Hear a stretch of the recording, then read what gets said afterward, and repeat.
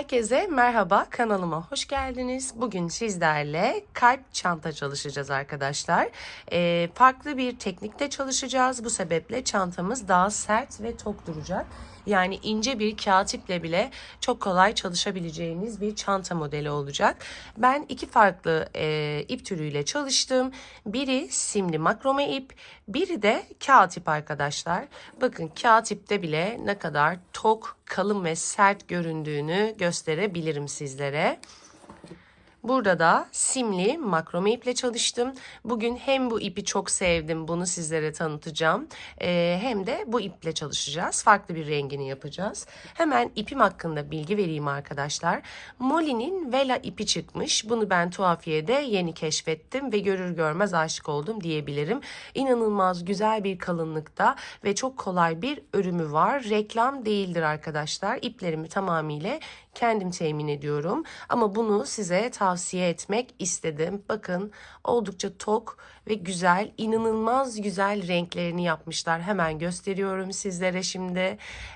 Bu renklerden istediğinizi alıp bu çantayı ya da farklı model çantalar yapabilirsiniz.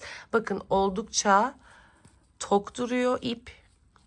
Ben çok sevdim ve yumuşak bir ip arkadaşlar. Klasik koton makromeler gibi böyle kas katı, sert, tok durmuyor. Yumuşacık. Bakın istediğim şekle giriyor çantam. Bu ipi çok sevdim. Ben bu iple renklerini çok sevdiğim için ve yazın çok kullanabileceğimiz için bu iplerle bu kalp çantaları hazırladım. Bu kalp çantanın içine arkadaşlar ne sığıyor dersiniz?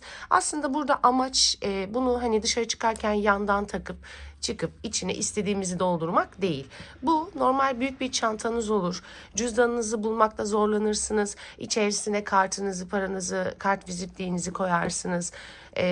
Ne bileyim AirPods'unuzu koyarsınız, kulaklığınızı koyarsınız. Farklı tabako çantası yaparsınız. Aslında bu tamamıyla kişiye bağlı bir çantadır arkadaşlar. Şimdi videoyu çok uzatmadan hemen yapılışına geçmek istiyorum. Yapılışına geçmeden önce de sizlerden ufak bir ricam var. Lütfen kanalıma abone değilseniz abone olup videomu izlerken de beğen butonuna basarsanız beni çok mutlu edersiniz. Bir de hype özelliği çıkmış. Hype özelliğinden bana puan verirseniz biraz daha benim videolarımın keşfete öne çıkmasını sağlarsınız. Şimdiden hepinize çok teşekkür ederim. Hemen videomuza geçelim. Molly'nin Vela ipiyle çalışacağız demiştim. Ben bu iple çalışırken 4 numara tığ kullandım. Tabii tığım biraz ömürlük olduğu için şu an yazısı silinmiş. 4 numara tığ kullandım. Kağıt iple yaparken de 3,5 numara tığ kullandım. Ama bu tamamıyla sizin elinizin ayarına göre değişebilir. Belki kalın makrome iple yapacaksınız. 4,5 kullanabilirsiniz. Yani sizin kullanacağınız ipe eliniz hangi tığ numarasıyla daha iyi gidiyorsa o tığ numarasını kullanmanızı tavsiye ederim. Eğer bu ipten temin edecekseniz ki tavsiye ediyorum, kesinlikle reklam değildir. 4 numara tığ kullanmanız doğru olacaktır. Hemen ipimi şöyle açıp göstereyim sizlere. Bakın oldukça güzel bir ip. Ben çok sevdim. Bilmiyorum siz beğenir misiniz ama bence oldukça güzel bir ip. Evet arkadaşlar 4 numara tığ kullanacağım demiştim. Şimdi ipimi birazcık uzun bırakıyorum. Daha sonradan iğne yardımıyla onu arada gizleyeceğim. Bir zincir çektim ve ipimi sıkıladım arkadaşlar. Şimdi bu noktada 3 tane 1, 2, 3 zincir çekiyoruz. Bakın örgümüzü ters çevirelim. Buradaki tek kanatlara değil, arkada gördüğümüz bu kesik çizgilere batarak devam edeceğiz arkadaşlar. Birincisini atlıyorum arkadaşlar. İkincisine batıyorum. Bir sık iğne yaptım. İlk yaptığımıza da batıyorum. İkinci sık iğnemi yaptım ve bir zincir çektim. Bakın arkadaşlar şu şekilde 2 tane sık iğnemiz var. Şimdi burada sık iğnelerin tepe noktalarına değil tek kanatlarına batacağız. Ama tek kanatlarına batarken arkadaşlar daha tok ve kalın durmasını istediğim için bakın burada altta bir önceki sıradaki sık iğnenin tek kanadına da batacağız. Şöyle yan çevirirseniz daha rahat görürsünüz. Tek kanadına batarak İkisini birden ilmek çıkartıp geçiriyorum. Bir sık iğne yapıyorum. Burada ilmek ayracı kullanırsanız iyi olur. Çünkü bazen artırmalar olacak, sayısal gideceğimiz için kafanız karışabilir. Hemen yanındaki bakın sık iğnenin tek kanadına batıyorum. Yan çevirin, hemen altındaki bakın tek kanada batıyorum. Yani ikisine birden bir alttaki sıranın da tek kanadına muhakkak batıyoruz. İlmek çıkartıyorum. Bir sık iğne yapıyorum. Şimdi bir zincir çektim. Örgümüzü döndürüyoruz arkadaşlar. Şimdi bakın bir burada yaptık, bir burada. Şimdi bu noktada arttırma yapacağız arkadaşlar. Yani başta ve sonda muhakkak arttırma yapmamız gerekiyor. Hemen bakın dibindeki sık iğneye batıyorum ve tek kanadına batıyorum. Altındakinin tek kanadına da batıyorum. Buraya bir ilmek ayracımı hemen takayım. Bu bizim ilk sık iğnemiz. Aynı noktaya tekrar batıyorum. Kesik çizgiye de batıyoruz arkadaşlar. Bu da ikinci sık iğnemiz. Şimdi buradaki ayracı çıkartalım. Buraya battım bakın arkadaşlar ve altındaki kesik çizgiye, yani 2 tane alttaki sıraya muhakkak batın. Üçüncü sık iğnemiz aynı noktaya, sonda da arttırma yapıyoruz demiştik. Ve dördüncü sık iğnemiz. Bir zincir çektim, örgümü döndürdüm. Şimdi bir arttırmadan sonra bir düz örüyoruz arkadaşlar. Bir arttırma, bir düz yapıyoruz. Arttırmayı sadece başta ve sonda yapıyoruz. Hemen dibindeki sık iğneye battım, düz öreceğiz. Ve bakın altındaki kesik çizgiyi görüyorsunuz. Altındaki diğer sıranın kesik çizgisine battım. Birinci sık iğnemi yaptım. İlmek ayracımı hemen takıyorum birinciye. Şimdi hemen ikinci sık iğnemi yapacağım. Bakın arkadaşlar, ikinciye battım tek kanadına. Altta görüyorsunuz 2 tane var. İlk yapmış olduğumuz, görüyorsunuz, hemen dibine, yani ikinci düz sırada da hep artırma yaptıklarımızı aynı alttaki tek kanada batacağız. Şimdi bu birkaç sırada anlamayabilirsiniz ama diğer sıralarda devam edin. Kafanız karışmayacak, daha iyi anlayacaksınız bunu. İkinci sık iğnemiz, üçüncüye battım, altındaki kesik çizgiye battım. Üçüncü sık iğnemiz, ilmek ayracımı çıkartıyorum. Dördüncünün tek kanadına battım bakın. Ve altındaki aynı çizgiye, yani üçüncüde battığım çizginin aynısına batıyorum. Dördüncü sık iğnemi yapıyorum. Bir zincir çekiyorum. Örgümü döndürüyorum. Şimdi artırma yapacağız. Başlangıçtaki sık iğnenin tepesine, yan kanadına battım. Ve alttaki kesik çizginin, bakın görüyorsunuz, yan kanadına battım. Hemen ilmek ayracımı takayım. Aynı noktaya artırma yapıyoruz demiştim. Battım. İkinci sık iğnemi yaptım. Şimdi burada 6'ya tamamlayacağız arkadaşlar. Sırasıyla yandakine battım. Üçüncü sık iğnem. Yanındakine battım ve altındakine battım. Dördüncü sık iğnem. Geldik son. Tek kanat, altındaki tek kanada battım. Beşinci, aynı noktaya tekrar batıyoruz ve arttırmamızı yaptık. Altıncı sık iğne. Şimdi büyüdükçe birazcık kafanız karışmayacak. Bu başlangıçta kafanız karışabilir. Pes etmeyin. Büyüdükçe mantığını daha rahat anlayacaksınız. Geniş göreceğiniz için arkadaşlar. Şimdi hemen bakın. 6'ya tamamladık. Çift yaptık. Çiftten sonra bir sırada düz örüyoruz demiştik. Dibindeki sık iğnenin yan kanadına battım. Altının bakın yan kanadına battım. İkisini çektim. 6 tane düz öreceğiz arkadaşlar. Yanındaki birine battım. Yanındakine batıyorum. Ne demiştik? Bakın Şöyle yan çevirerek göstereceğim. Bir yaptık sık iğneyi. Yanındaki sık iğnenin yan kanadına battık. Arttırmadan sonraki düz sırada hep ilk 2 tanesini bakın aynı tek kanada batıyoruz. Birinciyi de bu alttaki yan kanada batmıştım. İkinciyi de alttaki yan kanada battım. İlmek çıkarttım. İkinci sık iğnemi yaptım. Üçüncüye battım. Hemen üçün altındaki bakın çok basit gözüküyor. Şimdi artık büyüdükçe daha rahat yapacaksınız. Alttaki yan kanada battım.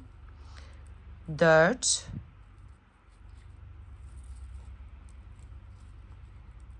5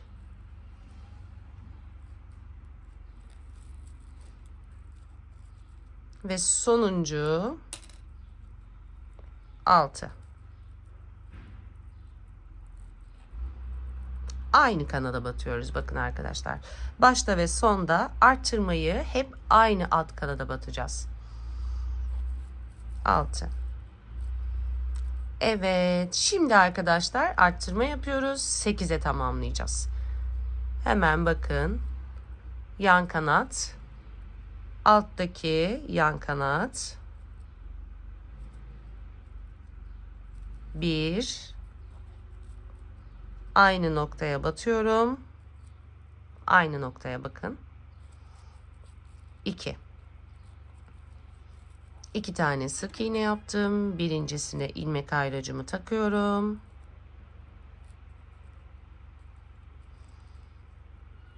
Yanına geçtim. 3 4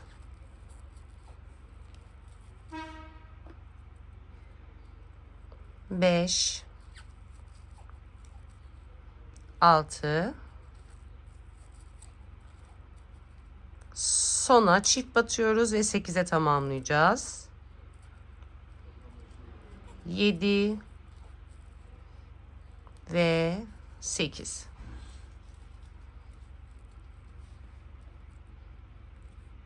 Bakın arkadaşlar yavaş yavaş V formu çıkıyor. Döndürüyorum. Artırmayı yaptık. Şimdi düz yapıyoruz. Yine 8 yapıyoruz. Hemen dibindekinin tek kanadına battım. Alttakine battım. 1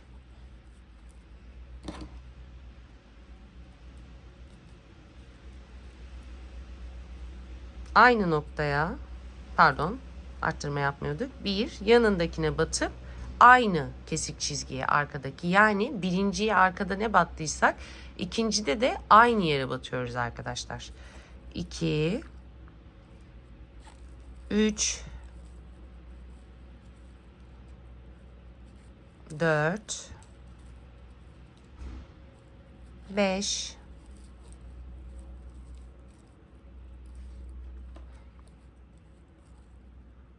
6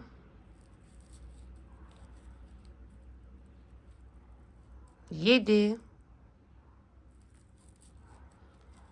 ilmek ayracımı çıkarttım. 8 ne yapmıştık? Aynı noktaya. Başta ve sondakine aynı yere batıyoruz. Evet, arttırmadan sonra bir sıra düzümüzü de ördük. Şimdi tekrar arttırma yapıyoruz ve ona çıkıyoruz arkadaşlar. Örgümü döndürdüm. Dibindekinin tek kanadına ve alttakinin tek kanadına battım. 1 arttırma yapıyoruz demiştim. Aynı yere tekrar battım. 2. Şimdi ilmek ayracımı tekrar takacağım. Normalde ben ilmek ayracı kullanmıyorum arkadaşlar. Ama sırf birazcık böyle kafa karıştırıcı bir şey olduğu için, pes etmemeniz için ilmek ayracını sizin için kullanıyorum. Devam edelim sırasıyla. 3 ona tamamlayacağız demiştim. 4 5 6 7 8 ve sonuncuya geldim. İlmek ayracımı çıkartıyorum. Buraya da çift batıp ona tamamlayacağız. 9 Aynı noktaya 10. Şimdi bir sıra düz örüyoruz demiştik. Dibindekine battım. Alta battım. 1,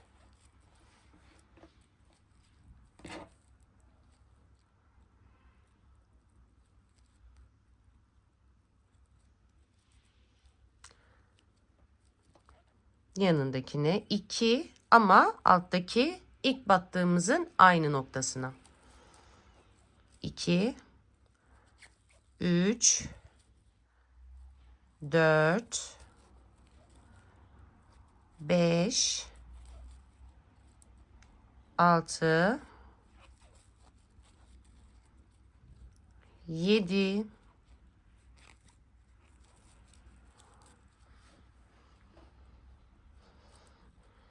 8, 9,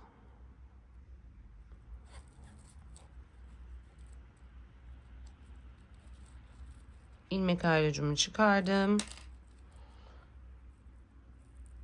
Tek kanadına battım ve 9'da battığım aynı arka kanada batacağım. Ve 10. Bir zincir çektim. Şimdi 12'ye tamamlıyoruz. Tekrar arttırma. Arka kanat 1, aynı noktaya, aynı yere 2. Başlangıçta ilk çiftimi yaptım.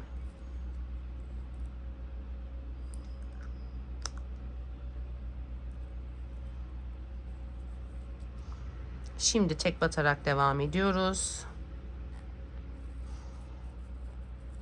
3, 4, 5, 6, 7, 8, 9, 10. İlmek ayracımı çıkardım. Buraya da çift batıyorum. 12'ye tamamlıyorum arkadaşlar. 11, 12. Bir zincir çektim, örgümü döndürdüm. Bir sıra düz örüyorduk. Artırmadan sonra bir sonraki sırada hep düz örüyoruz. 1, bakın ikinciyi de biri battığımız arka kesik çizgiye battım. 2, 3, 4, 5, 6, 7, 8, 9, 10, 11. İlmek ayracımı çıkarttım. Ve 12 arkadaşlar. Aynı arka kesik çizgi.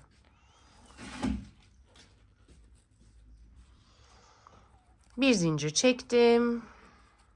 Örgümü döndürdüm.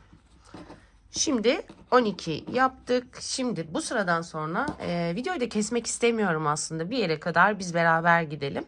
14'e tamamlayacağız. Döndürdük. Hemen ilk sık iğneye battım. Şimdi 14'e tamamlayacağız. 1, aynı noktaya. 2. Devam ediyorum. 3, 4, 5, 6, 7, 8, 9, 10, 11,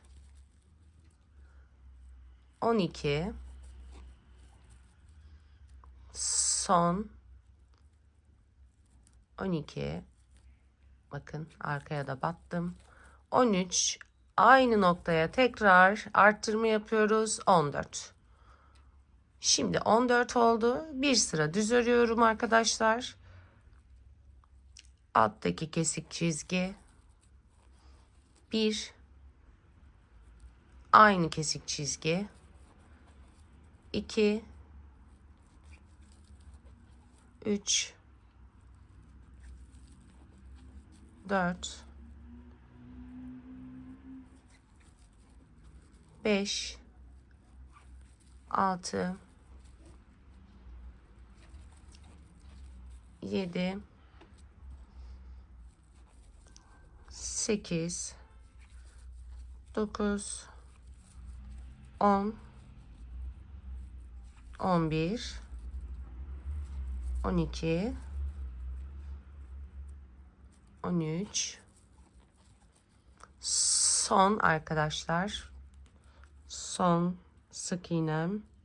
Hep son şöyle dibi kaçıyor gibi hissediyorum. Sizde de böyle olursa sıkılmayın. Aynı yere batıyorum demiştim arkada da. 14. Evet arkadaşlar. Şimdi artık videoyu daha fazla uzatmayacağım. Toplamda bakın şu boy için, bu boy için arkadaşlar tam 24 sıra yapana kadar geldim. Şu an 14'teyim. Her arttırmadan sonra bir sıra düz örüyoruz. Muhakkak bunu unutmayalım. Her arttırmadan sonra bir sıra düz. Şu an mesela şöyle yapın. Arkayı çevirin. İpiniz solda kalsın. Şu kesik çizgileri görüyor musunuz? 1, 2, 3, 4, 5, 6, 7. 7. sıradayız arkadaşlar. Eğer bu ipiniz solda kalırsa saymaya devam ettiğinizde şu görüntü değil, şu görüntü olursa bir yerde hata yapmışsınız demektir. Ya da artırmadan sonra bir sıra düz örmemişsinizdir. Bir sıra hemen artırmaya geçmişsinizdir. O yüzden hesabınızı hemen şöyle yapın. İpiniz solda kalacak şekilde ayarlayın. Sıraları sayın.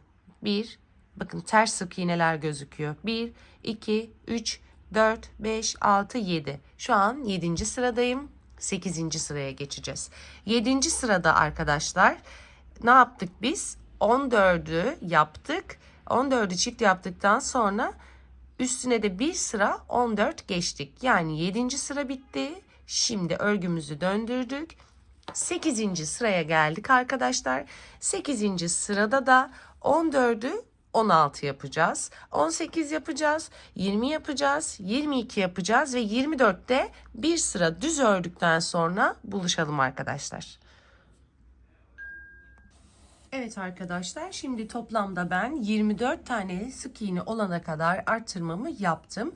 24 artırmadan sonra bir sırada 24 adet sık iğne yaptım ve bitirdim. Hemen bakın, ipim solda, kafanız karışmasın, bunu özellikle söylüyorum, belirtiyorum. İpiniz solda kaldı, arkayı çevirdiniz. 1, 2, 3, 4, 5, 6, 7, 8, 9, 10, 11, 12. Bu görüntü 12. sırada olmuş olduğunuzu anlatır.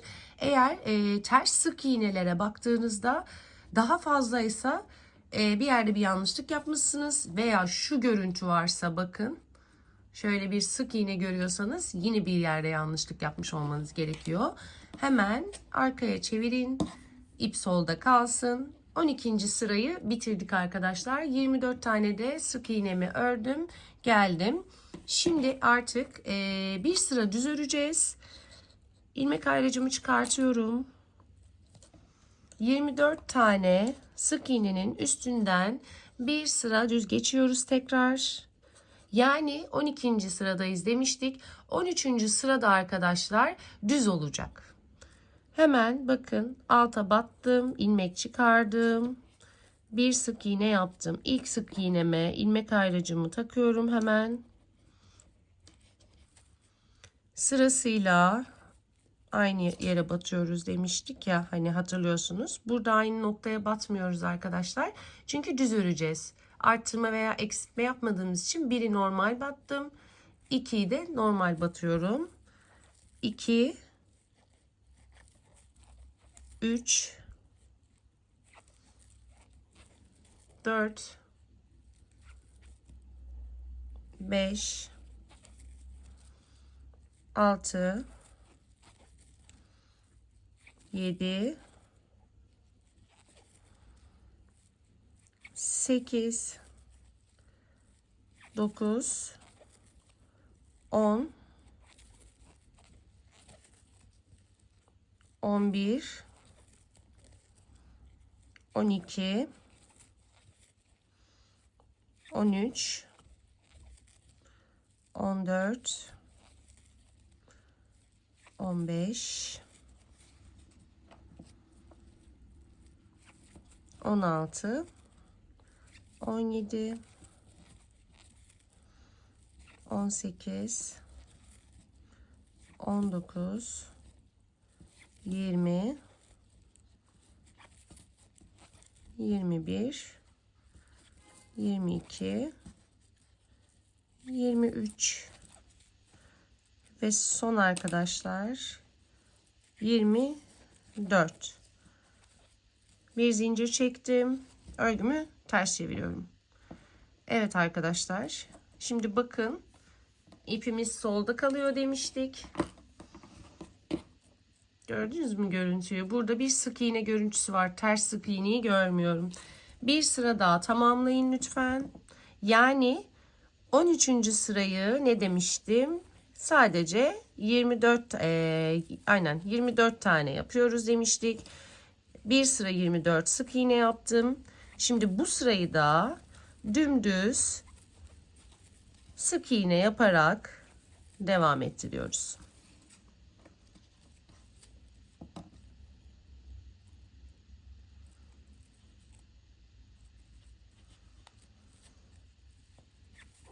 Evet arkadaşlar, sıra sonuna kadar sık iğnelerimizi yapalım. Sıranın sonunda buluşalım. Sıramı bitirdim. Örgümü ters çeviriyorum. İpim solda kalacak. 1, 2, 3, 4, 5, 6, 7, 8, 9, 10, 11, 12, 13. 13 sırayı hatasız bir şekilde tamamladık. Hepsini ters sık iğne olarak görüyoruz.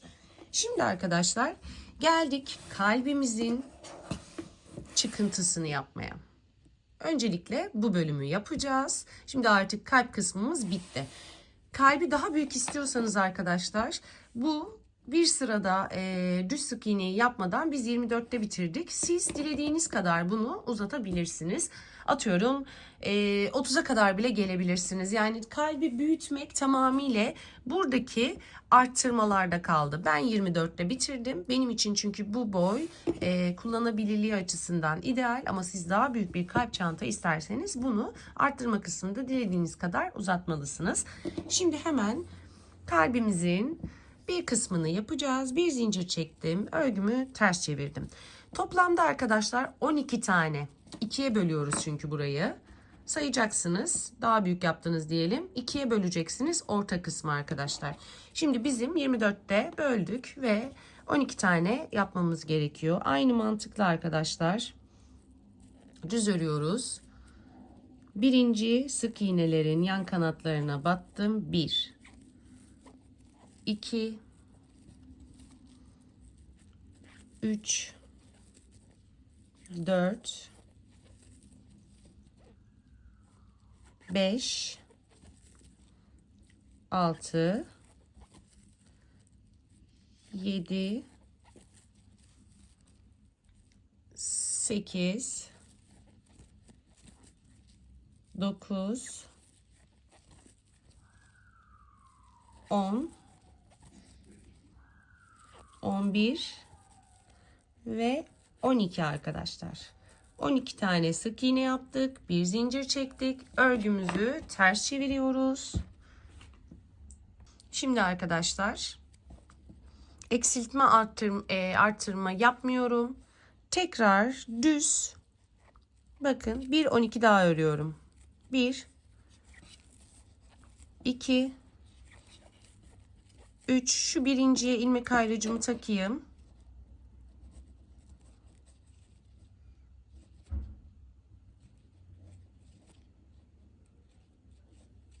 Evet, bu birincim. 3, 4, 5, 6, 7, 8, 9, 10, 11 ve son 12'yi yapıyorum arkadaşlar.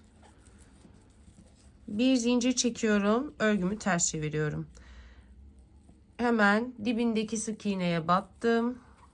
Bir yaptım. İlmek ayrıcımı taktım. 1, 2, 3, 4, 5, 6, 7, 8, 9 ve 10 arkadaşlar. 10'da durdum. Bakın ilmek ayrıcımı çıkarttım. Pardon. 2 tane sık iğne görüyorsunuz. 10 tane yaptıktan sonra arkadaşlar bakın 2 tane gördünüz. Birincisine batıyorum. Biri atlıyorum. Diğerinin yan kanadına batıyorum. Ve hemen altındaki sık iğnenin yan kanadına batıyorum. Şöyle göstereyim. Ve hemen bir atladığımızın altındaki sık iğnenin yan kanadına battım. Toplamda 1, 2, 3 tane oldu. Tekrar göstereyim burayı sizlere. Burada bir eksiltme yapacağız arkadaşlar. 10'da durduk. 1, 2 tane kaldı sonda. Eksiltme yapacağım. Tek kanada battım. İlkinin tek kanadına. Biri atladım arkadaşlar. Hemen altındaki bakın burada görüyorsunuz. Altındaki sık iğnenin tek kanadına battım. Ve atlamış olduğum sık iğnenin altındaki tek kanada battım. Yani 3 tane batmış oldum. Üçünden birden ilmek çıkartıp bir sık iğne yapıyorum. Bir zincir çekiyorum. Örgümü ters çeviriyorum arkadaşlar. Şimdi hemen dibindekine batıyorum. Bakın. Zincir çektim, döndürdüm. Dibindekine battım. Dibindekinin altındaki sık iğnenin tek kanadına battım. Ve hemen yanındaki eksiltme yaptığımız sık iğnenin tek kanadına batıp ikisini hatta üçünü birden çektim ve bir sık iğne yaptım. Bu benim birinci sık iğnem oldu. Şimdi sıra sonuna kadar sırasıyla arkadaşlar sık iğneleri yapmaya devam ediyoruz. 2 sayarak gidelim. 3, 4, 5, 6, 7, 8, 9, 10 ve 11 arkadaşlar. Bir zincir çektim. Şimdi artık bu kısımlarda da eksiltme yapacağız. Evet arkadaşlar, toplam 11 tane sık iğnemi yaptım. Şimdi artık arkadaşlar kalbin bu dış kısmında da eksiltme yapacağım. Bir zincir çekeceğim. Eksiltmeyi aynı buradaki mantık gibi yapacağız. Bakın arkadaşlar, bir atlıyorum. Yanındakine batıp yanındakinin altındaki sık iğnenin kanadına batıp hemen yan tarafta bir atladığımızın altındaki sık iğnenin yan kanadına da batıyoruz. 1, 2, 3 tane oldu tığımın üzerinde. Üçünü birden çekip bir eksiltme yapıyoruz. Bu benim birinci sık iğnem arkadaşlar. Artık bu köşede de diğer köşede gibi olduğu gibi eksiltme yapacağız. 1, sırasıyla sık iğnelere batıyorum. 2, 3, 4, 5, 6, 7 ve 8 arkadaşlar. 8'de bıraktım. Bakın burada 2 tane sık iğnem kaldı. Eksiltme yapacağım. Yine birini atlıyorum. Yanındakine batıyorum. Yanındakinin alt kanadına batıyorum.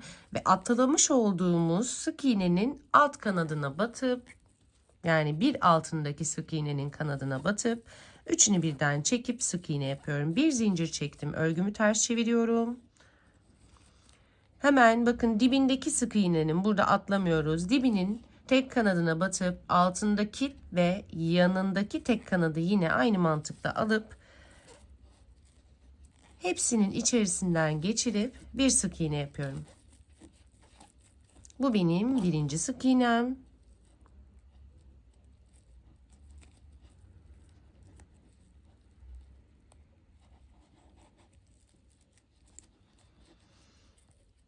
Sırasıyla devam ediyorum. 2 3 4 5 6 ve 7. Evet, 7'yi yaptım arkadaşlar. Bakın burada 2 tane kaldı. Birine yine batıyorum. 8'i de yapıyoruz. Şimdi ne yapıyoruz burada? Son bir tane kalmıştı. Birin altındakine ve bakın arkadaşlar, altındakine ve yanındakinin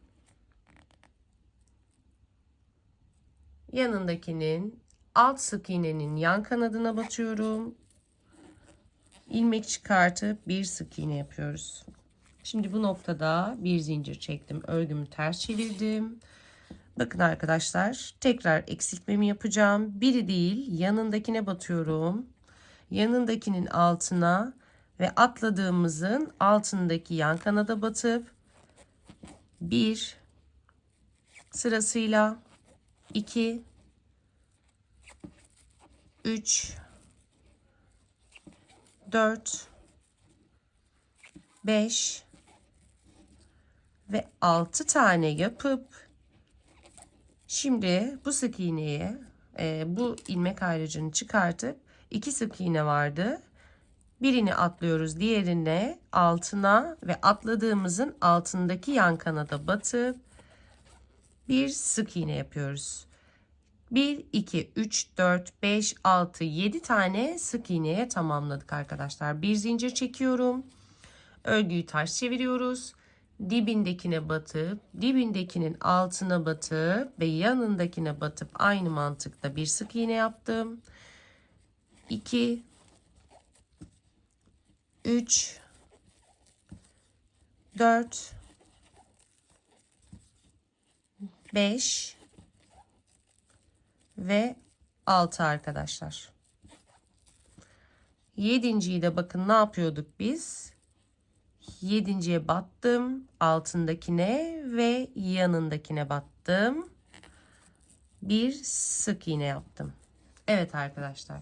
Bir zincir çekiyorum, döndürüyorum. Yanındakine bir atlıyorum. Yanındakine batıp yanındakinin altına batıp ve atlamış olduğumuzun altındaki kesik çizgiye battım. Bir sık iğne yaptım. 1, yanındaki 2, yanındaki 3, yanındaki 4. Şimdi 5'e tamamlıyoruz bakın. 1 2 tane kaldı. Birini atlayıp batıp diğerine atladığımızın altındakine de batıp 5 yapıyoruz. Bir zincir çekiyoruz arkadaşlar. Şimdi burada bu kadar, bakın yeterli. Burayı kapatacağız. Sivriltmiyorum. Burada olduğu gibi olacak arkadaşlar. Örgüyü ters çeviriyorum. Ama bakın şimdi artık şöyle göstereyim ben size. Tığımı çıkartayım. Bakın. Komple arkadaşlar içe batacağız. Tepe noktalarına batıp daha sonra buraya batacağız ve bunu kapatacağız. Şimdi arkadaşlar örgünüzü ters çevirdiniz. Bakın böyle çevirdim. Dibindeki sık iğnenin tam tepesine batıyorum arkadaşlar.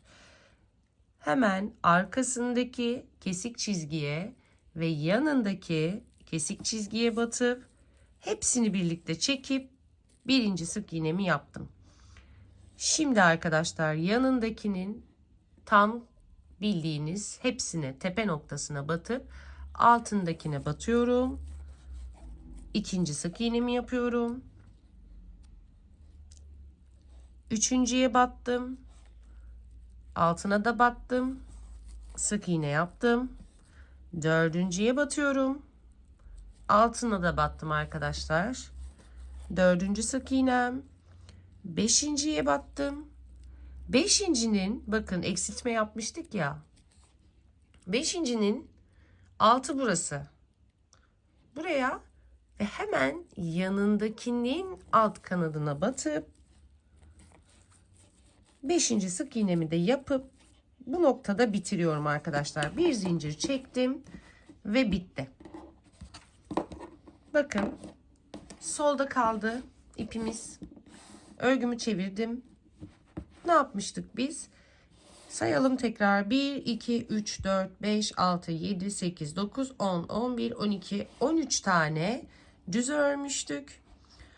14, 15, 16, 17, 18 arkadaşlar. 18. sırada kalbimiz bitti. Şimdi burada bir zincir çektim ve ipimi kesiyorum. İpimi uzun keseceğim. Aralarda daha sonra gizleyeceğim çünkü. Biraz da simli bir ip olduğu için yakıp yapıştırıyorum. Evet arkadaşlar, şimdi geldik kalbimizin diğer tarafına.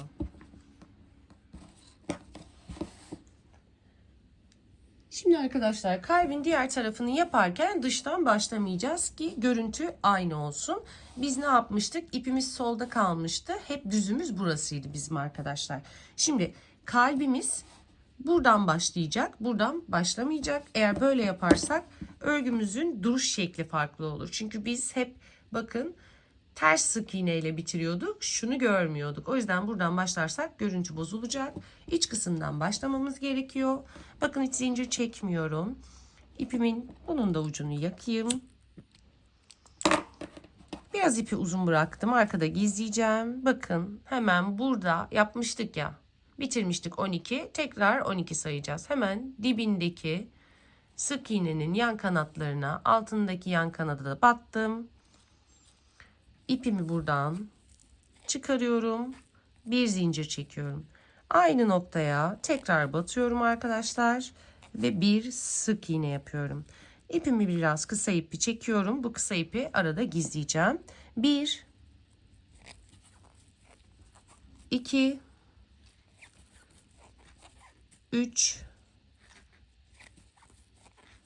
4 5 6 7 8 9 10 11 ve 12.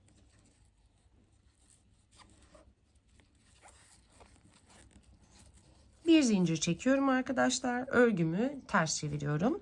Bir sıra daha örüyorduk. 1 2 3 4 5 6 7 8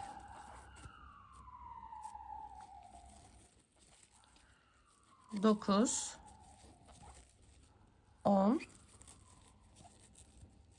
11 ve 12.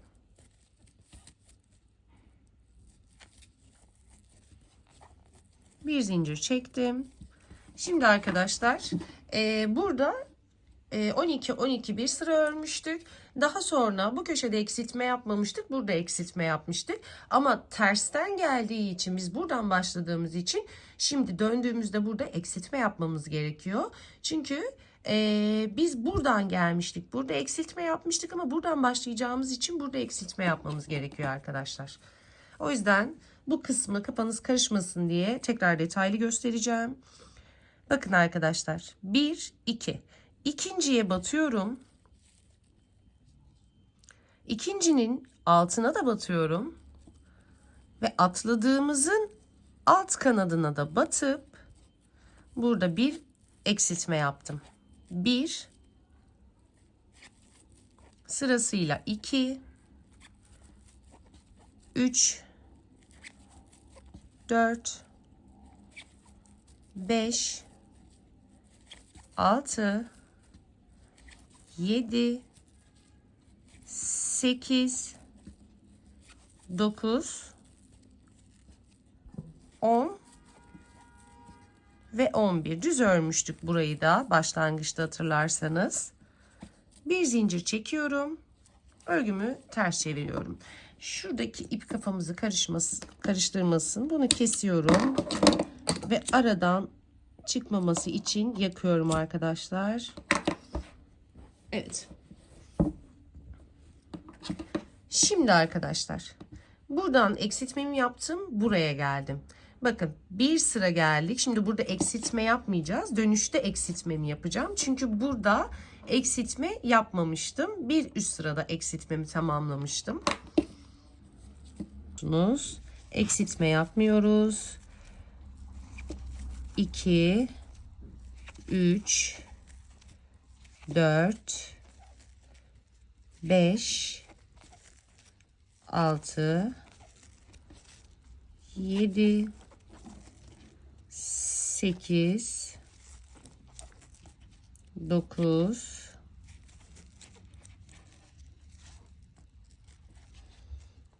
10. İlmek ayracımı çıkartıyorum. Ayracımı çıkardığım noktaya battım. Hemen altına battım ve yandaki kesik çizgiye batıyorum arkadaşlar. Bir sık iğne yaptım, bir zincir çektim. Şimdi eksiltme yapacağız. Bir atlıyoruz, yanındakine batıyorum. Yanındakinin altına ve hemen atlamış olduğumuzun alt kesik çizgisine batıp bir eksiltme yaptık. Bu bizim birinci sık iğnemiz. Şimdi sırasıyla devam ediyorum. 1, 2, 3, 4, 5, 6, 7, 8. Şimdi arkadaşlar burada bir eksiltme yapacağız. Bir atladım, ikinciye battım, ikincinin altı ve hemen yanındaki kesik çizgiye batıp burada da eksiltmemi yaptım. Bir zincir çektim arkadaşlar. Hemen dibindekine batıp altına ve yanındakine batıp birinci sık iğnemi yaptım. Birinci sık iğnemiz. Sırasıyla devam edelim. 2, 3, 4, 5, 6, 7, 8. İlmek ayracımı çıkartıyorum. Dibine, altına ve yanına. 9. Bir zincir çektim.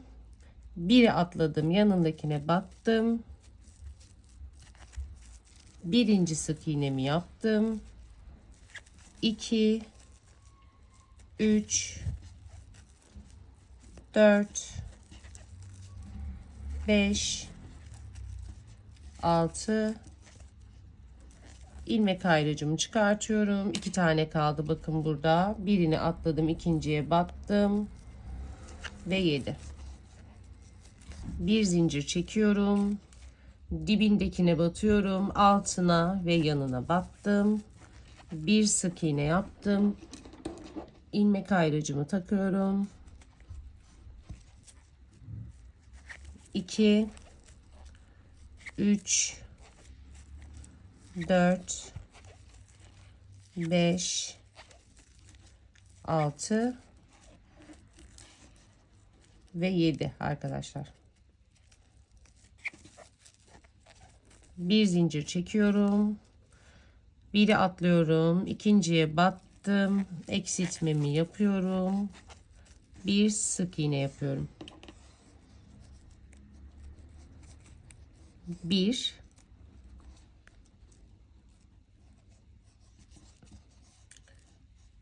2 3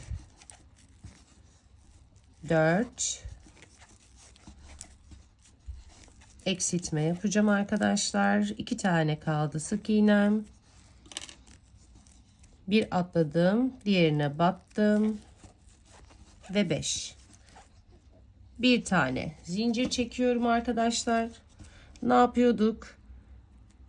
Tepe noktasının komple hepsine batıyoruz. Altındakine ve eksiltme yaptığımız yanındakine bir sık iğne.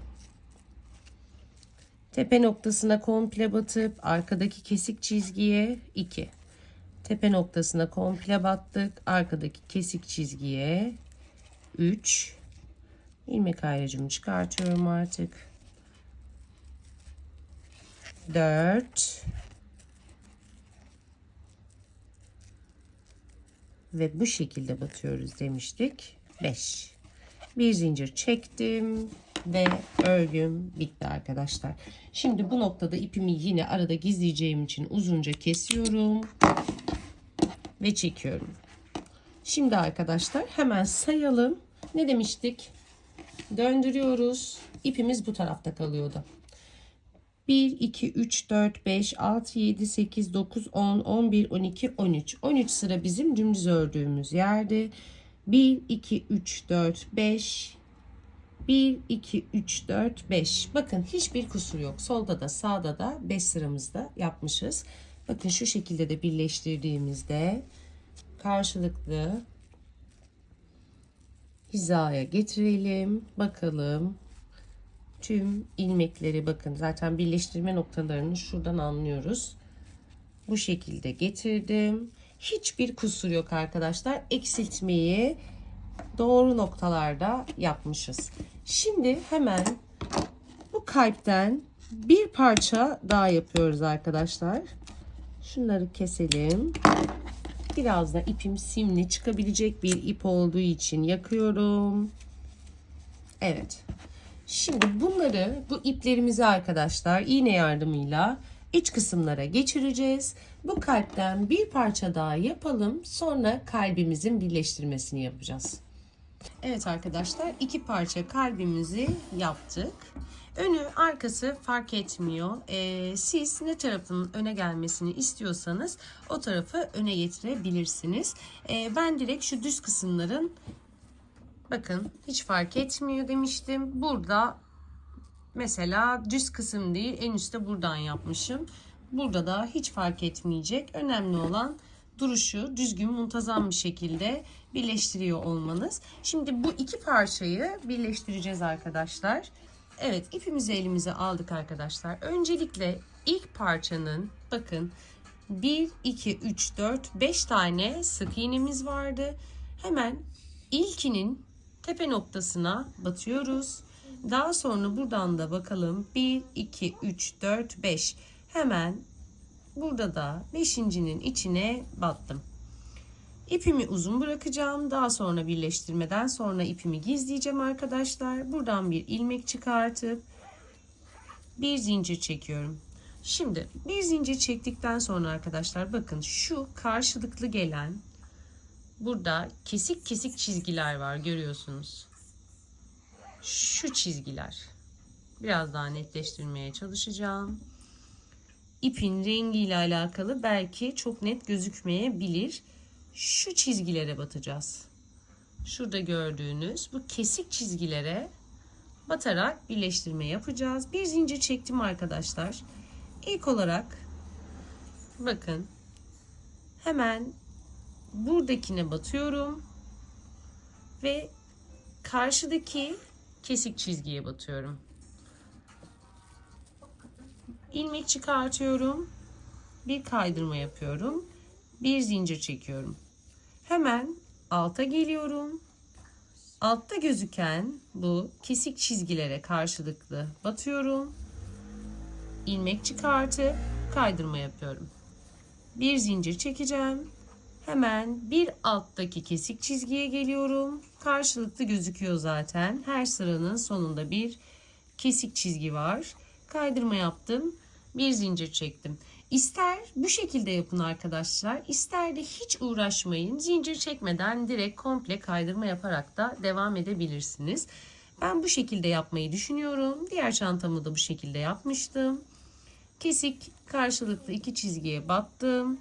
Kaydırma yaptım. Bir zincir çektim. Hemen alttaki sıraya geldim.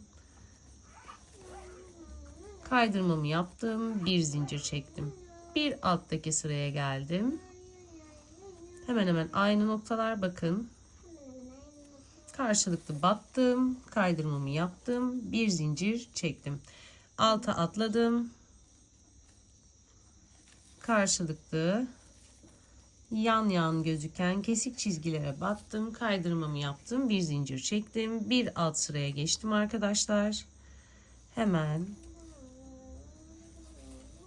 buraya da battım. İlmeğimi çıkardım. Bir zincir çektim.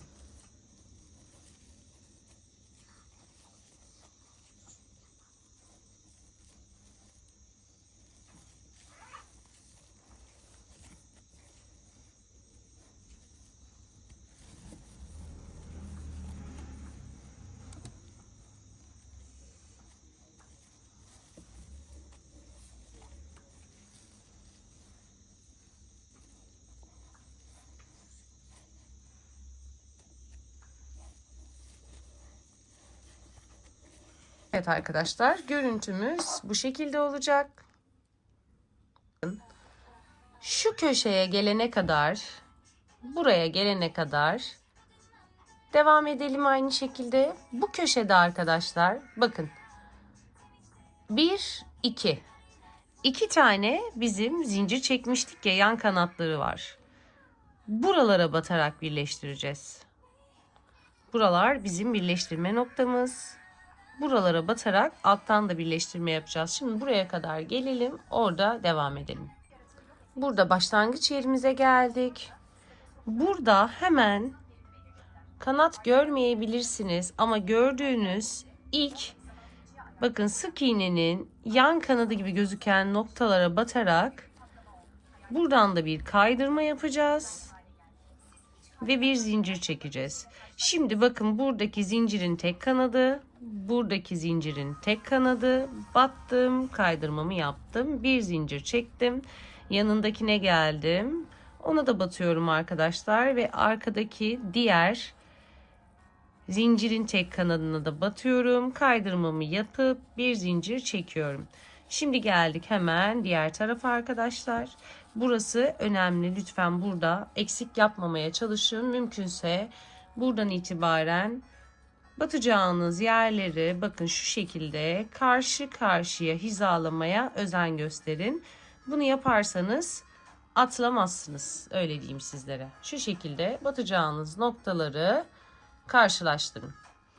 Şimdi hemen burada da bittikten sonra arkadaşlar bakın, ilk yaptığımız sık iğnelerin yan kanatları zaten gözüküyor. Onları da yapıyoruz. Kaydırma ve bir zincir.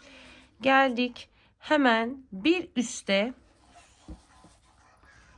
mümkün olduğunca göstermeye çalışıyorum sizlere. Burada da bakın gözüküyor batacağınız yerler. Karşılıklı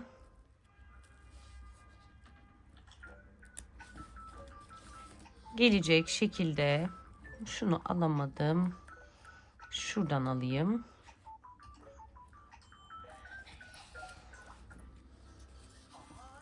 Kaydırmamı yaptım. Bir zincir çektim. Yan tarafa atlıyorum arkadaşlar.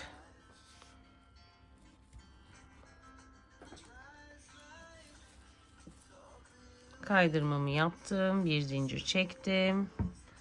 Bir yana geçtim. Kaydırmamı yaptım. Bir zincir çektim. Bir yan.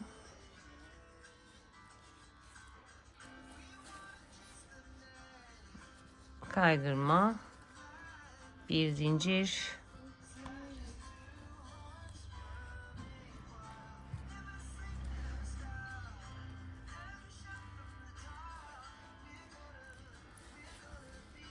Kaydırma, bir zincir.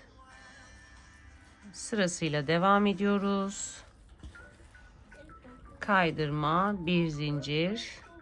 Battığım yerleri bu arada görün diye videoyu kesmiyorum. Kaydırma, bir zincir. Kaydırma, bir zincir şeklinde devam ediyoruz. Kaydırma, bir zincir. Devam ediyoruz. Çok az kaldı. Kaydırma, bir zincir. Kaydırma, bir zincir.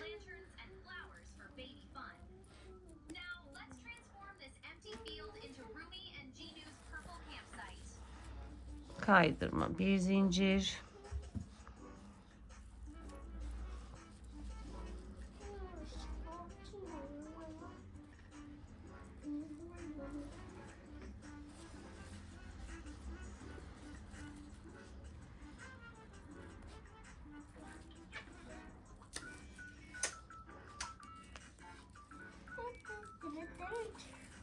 Kaydırma. Yapamadım bunu.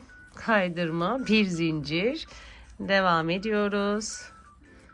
Hiçbir şey kolay değil. Evet, biraz uğraştırıyor belki ama bittikten sonra çok seveceğiniz, çok tatlı bir model oluyor.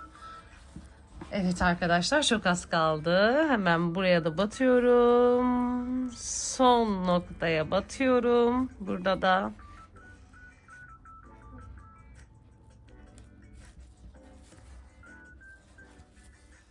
kaydırma, bir zincir.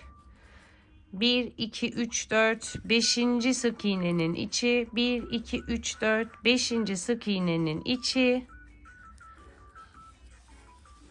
Şimdi kaydırmamı yaptım ve bir zincir çektim. Evet, birleştirmemi yaptım. Şimdi arkadaşlar, ben buradan şu şekilde yürümedim. Bakın, burada kestim, bıraktım. Ama buralar böyle kalmasın, buradan da bir kaydırma yapalım derseniz eğer, hemen gösteriyorum ne yapmanız gerektiğini. Bir zincir çekmeyin bu noktada. Ya da çekelim. Bir zincir çekelim. Hemen yan tarafa geçelim, kaydırma yapalım. Yan sık iğne, kaydırma. Yan sık iğne, kaydırma. Son sık iğne, kaydırma.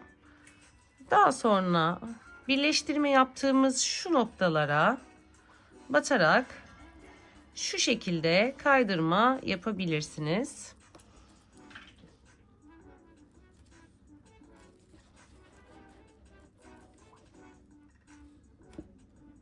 Bakın, bu noktalara kaydırma yapabilirsiniz. Ama ben buna gerek duymadım. Siz dilerseniz böyle kaydırmanızı yaparak bitirebilirsiniz. Ben bunu yapsam mı bilmiyorum. Yani bence birazcık daha kalbin belki ovalliğini veriyordur. Hadi bunu da böyle yapalım. Siz de görmüş olun.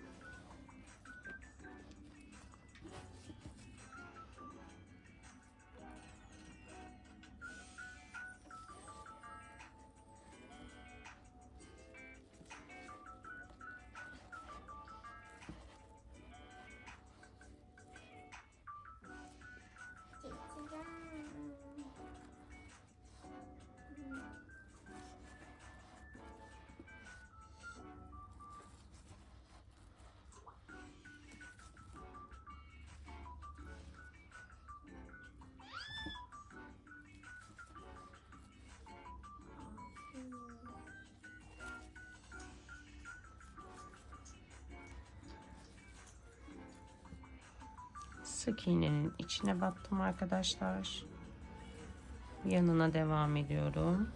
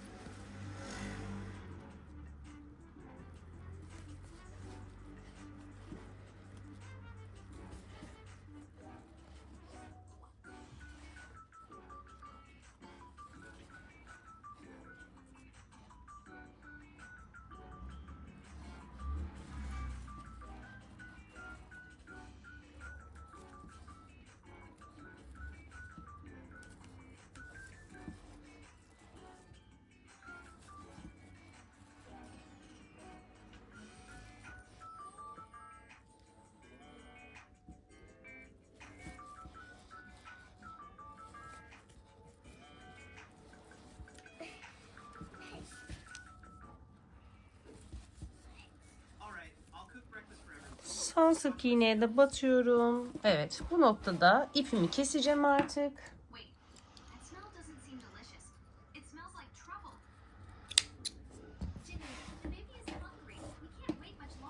Şimdi iğne yardımıyla o kısmı düzelteceğim arkadaşlar. Bakın. Şöyle şuradan batıyorum. Bir son yaptığımızın içerisinden geçiriyorum. Burada bir sık iğne görüntüsü, kaydırma görüntüsü oluşturdum. Şimdi bu ipi de içeride gizleyeceğim arkadaşlar. Ve çantamız bitti. Sap kısmı zaten daha önceki videolarımda anlatmış olduğum şekilde yapıldı. Onu da hemen göstereyim sizlere. Bilmeyenler, daha önce yapmayanlar ve diğer videomu izlemeyenler için. Şimdi hemen bu ipi arada gizleyeceğim arkadaşlar. Geliyorum. Evet, şimdi kalbimin bütün iplerini gizledim. Elimle birazcık el ütüsü yapıyorum. Kağıt iple yapıyorsanız ya da farklı böyle biraz bombeli durabilecek bir iple yapıyorsanız üstüne buhar vurabilirsiniz. Ütüyle bastırıp şekillendirebilirsiniz. Ama bu kullandığım ip o kadar güzel ki elle bile hemen şekil alabilecek bir ip. Şimdi ben buna şu şekilde çıt çıtlarım var benim. Bu çıt çıtları kullanıyorum.